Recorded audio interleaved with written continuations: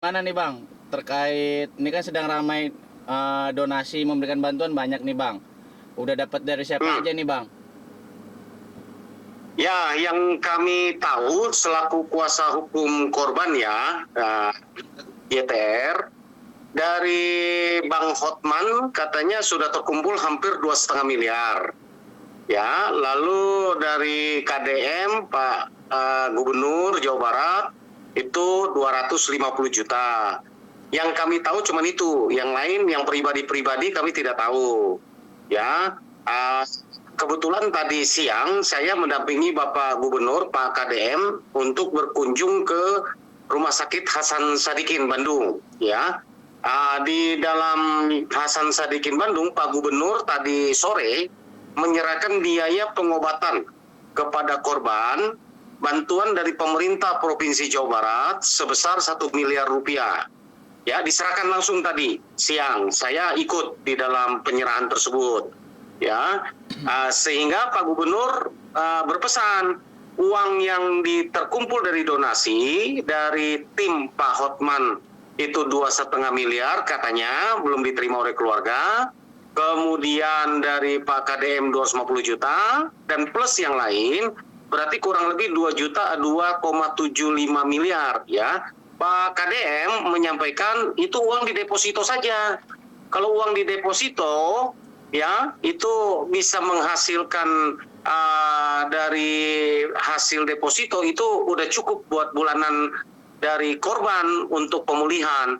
Sedangkan biaya pengobatan 1 miliar yang diserahkan sebagai deposit dari pemerintah Provinsi Jawa Barat, menurut keterangan dari Direktur Rumah Sakit Hasan Sadikin tadi dalam menerima Pak Gubernur, dikatakan sampai akhir tahun itu biaya udah cukup. Sampai kepada rekonstruksi, sampai kepada pengobatan tahap-tahap berikutnya. Dan Pak Gubernur tadi menyampaikan, kalau nanti kurang 1 miliar itu dan beliau akan nambah lagi gitu loh. Jadi biaya untuk pengobatan saya rasa sudah aman ya untuk korban. Demikian. Oke, siap. Bang, yang menarik adalah di mana adanya niatan donasi dari Bang Hotman ya Bang. Di mana kalau tidak salah Ya. nilainya hampir 2 M lebih atau 2,5 M ya. Namun di sini menjadi sorotan adalah dia mau kasih donasi, tapi mau tahu alasannya korban kenapa nggak kabur. Ya, jadi ya itu terserah Bang Hotman ya, namanya juga donasi kan. Kami pun belum bisa mendalami keterangan dari korban. Ini kan sementara baru versi dari pelaku ya. Nanti tentu akan kita dalami ya, penyidik ya akan mendalami keterangan dari korban dan juga keterangan dari pelaku. Saat ini kan baru keterangan dari pelaku yang sementara bisa diambil gitu ya. Jadi banyak versi, ini pun masyarakat banyak yang bertanya, sekian lama tentu kesempatan itu kan banyak ya kepada korban untuk bisa melarikan diri, meminta pertolongan. Kenapa itu tidak dilakukan? Semua itu akan terjawab bila mana korban sudah dapat memberikan keterangan dan polisi sudah melakukan pemeriksaan secara detail gitu. Oke. Selanjutnya Bang, tentang tato ikan nih Bang, di pelaku pas ditangkap nggak ada kecurigaan nggak nih? Ya, ini versinya kan ceritanya banyak ya. Katanya ketika mereka cekcok, lalu diancam untuk berpisah, lalu kesepakatannya katanya ini versi-versinya yang ada kan, bahwa tanda bahwa mereka setia sehidup dan semati. Katanya ada versi yang lain dipaksa, lalu ada versi yang lain apapun kami nggak tahu. Yang penting nanti kita coba lihatlah hasil pendalaman dari penyidik ya. Yang jelas kami mendapatkan versi yang cukup banyak terhadap terkait peristiwa ini, banyak sekali versinya ya. Misalnya terhadap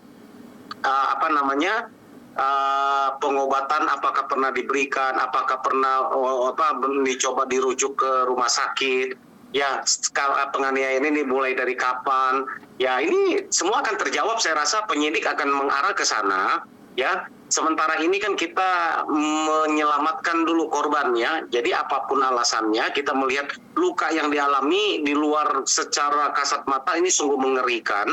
dan sangat di luar batas kemanusiaan, itu aja dulu yang kita pemulihan kepada korban itu yang utama. Dan masalah pertanyaan-pertanyaan seperti tadi ya coba kita akan jawab nanti dengan pemeriksaan kepada korban gitu. Oke, Bang, tadi bicara bahwa ada sebuah tato adalah sebuah tanda kesetiaan ya, kurang lebih seperti itu. Namun di sini yang disorot adalah teka-teki tato ikan di lengan korban. Nah, tapi di pelaku kan nggak ada nih, Bang. Apakah ada dugaan ini bukan pelaku kah yang sudah diamankan?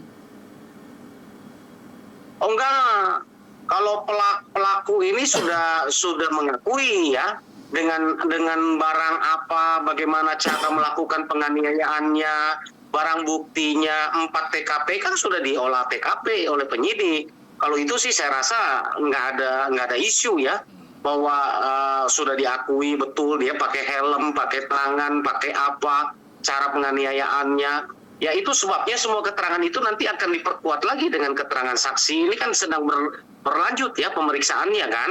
Tentu kan tidak hanya berdasarkan pengakuan semata, akan digali juga dengan CCTV yang ada, tempat-tempat kos di mana yang pernah menyaksikan, pernah mendengar suara. Jadi sedetail apapun keterangan dan kejadian yang sesungguhnya itu pasti akan terungkap, nggak bisa disembunyikan ya. Ada informasi apapun yang rasa terkait dengan peristiwa ini tentu akan didalami oleh penyidik gitu. Oke, Bang, langkah hukum apa sih nih, Bang, yang Abang mendampingi korban yang sekarang yang dimau?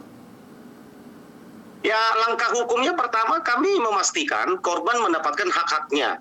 Ya, haknya dalam hak apa itu haknya? Mendapatkan perlindungan, mendapatkan pengobatan, mendapatkan rehabilitasi mental, ya, psikologi, pendampingan, dan juga mendapatkan hak nanti ganti rugi, restitusi. Kemudian yang lain adalah tentu kami mengawal pelaku untuk mendapatkan hukuman yang setimpal, yang seberat-beratnya. Itulah tugas tim kuasa hukum. Tadi sudah disampaikan oleh Direktur Rumah Sakit Hasan Sadikin waktu sore tadi, pengobatan ini paling sedikit memerlukan waktu 1 tahun lebih ke depan katanya.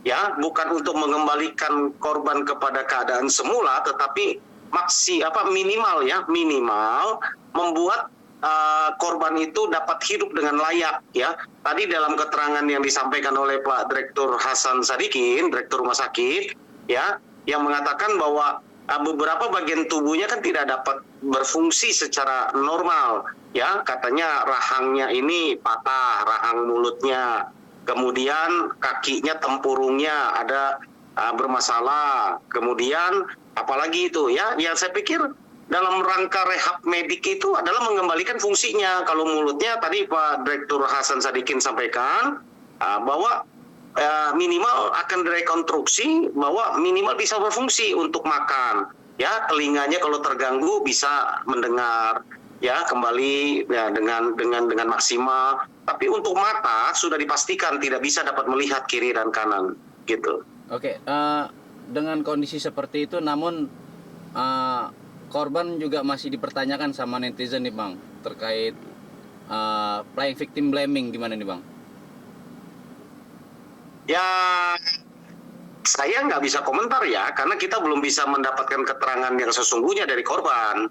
Ya, apakah yang ditanyakan oleh netizen ya, karena saya pikir wajar ya bertanya begitu ya.